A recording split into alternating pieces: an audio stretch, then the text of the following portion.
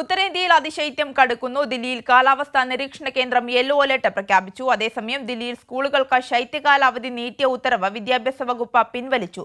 ജിൽബിയുണ്ട് വിശദാംശങ്ങളുമായി. ജിൽബി, ഇതുമായി ബന്ധപ്പെട്ട ഏറ്റവും പുതിയ വിവരങ്ങൾ എന്തൊക്കെയാണ്?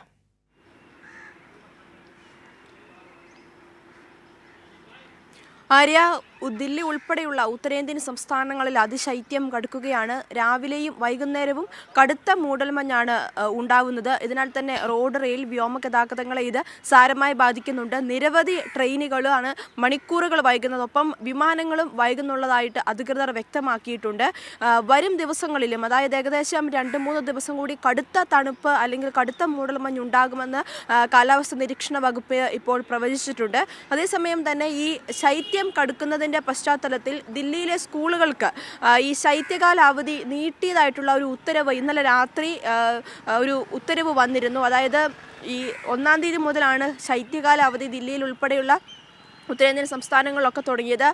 നാളെ സ്കൂളുകൾ തുറക്കാനിരിക്കെയാണ് ഇപ്പോൾ ഇന്നലെ ഇത്തരത്തിലൊരു ശൈത്യകാല അവധി 10-ാം തീയതി വരെ നീട്ടിയെന്ന തരത്തിലുള്ള ഒരു ഉത്തരവൊക്കെ പുറത്തിറക്കിയത്. എന്നാൽ ആ ഉത്തരവ് തെറ്റായ ഇറക്കിയ ഉത്തരവാണെന്നും നാളെ സ്കൂളുകൾ തുറക്കുമെന്നും ഇപ്പോൾ വാർത്താക്കുറിപ്പ് ഇറങ്ങിയിട്ടുണ്ട്.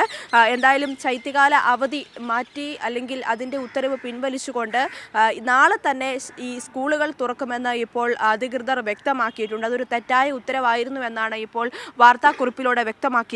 അതുപോലെ തന്നെ ദില്ലിയിലെ കാര്യം എടുക്കുകയാണെങ്കിൽ ഈ ശൈത്യം കടുക്കുന്നതോടൊപ്പം വായു മലിനീകരണവും രൂക്ഷമാകുന്നു എന്നുള്ളതാണ്. വായു മലിനീകരണ സൂചിക, ഗുണനിലവാര സൂചിക ഏകദേശം 300-ന് മുകളിലാണ് ഇപ്പോൾ നിൽക്കുന്നത്. അത്തരത്തിൽ ഈ വായു മലിനീകരണവും രൂക്ഷമാകുന്നതോടുകൂടി വലിയ രീതിയിലുള്ള ആരോഗ്യ പ്രശ്നങ്ങളൊക്കെ ഉണ്ട്. കാരണം തണുപ്പടിച്ച് അല്ലെങ്കിൽ ശൈത്യം കടുക്കുന്നത് മൂലം ശ്വാസകോശ സംബന്ധമായ രോഗങ്ങൾ കൂടുന്നു. അതുപോലെ തന്നെ ഹാർട്ട് അറ്റാക്കുകൾ വന്ന് മരിക്കുന്നവരുടെ എണ്ണം വർദ്ധിക്കുന്നതായിട്ടുള്ള കണക്കുകളൊക്കെ ആരോഗ്യ വിദഗ്ധർ പുറത്തുവിടുകയും ഒക്കെ ചെയ്തിരുന്നു. അത്തരത്തിൽ ആരോഗ്യ പ്രശ്നങ്ങൾ രൂക്ഷമാകുന്നു.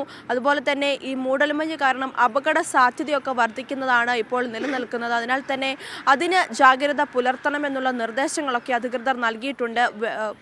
വണ്ടി ഓടിക്കുമ്പോൾ വേഗത കുറച്ച് ഓടിക്കണം എന്നുള്ള കാര്യങ്ങളൊക്കെയാണ് നിർദ്ദേശമായിട്ട് നൽകിയിരിക്കുന്നത്.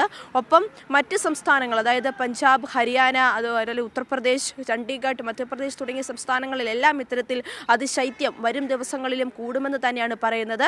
ഈ ശൈത്യ തരംഗത്തോടൊപ്പം മൂടൽമഞ്ഞും ശക്തമാകുന്നതാണ് നിലവിലെ സാഹചര്യത്തിൽ വലിയ രീതിയിലുള്ള ഒരു ബുദ്ധിമുട്ട് ജനങ്ങൾക്കുണ്ടാക്കുന്നതെന്ന് പറയേണ്ടിയിരിക്കുന്നു. എന്തായാലും ജമ്മു കാശ്മീരിലടക്കം ഈ അന്തരീക്ഷ താപനില 0 ഡിഗ്രി സെൽഷ്യസിന് താഴെ എത്തി നിൽക്കുന്ന അവസ്ഥയാണ്. ഡൽഹിയിൽ ഉൾപ്പെടെയുള്ള സംസ്ഥാനങ്ങളിലൊക്കെ താപനില 3 ഡിഗ്രി താഴ്ന്നുവെന്നാണ് മനസ്സിലാക്കാൻ സാധിക്കുന്നത്. അല്ലെങ്കിൽ അത്തരത്തിലുള്ള റിപ്പോർട്ടുകളാണ് പുറത്തു വന്നിരുന്നത്. കാരണം അത്രത്തോളം ശൈത്യം കടുക്കുന്നു എന്നാണ് മനസ്സിലാക്കേണ്ടിയിരിക്കുന്നത്.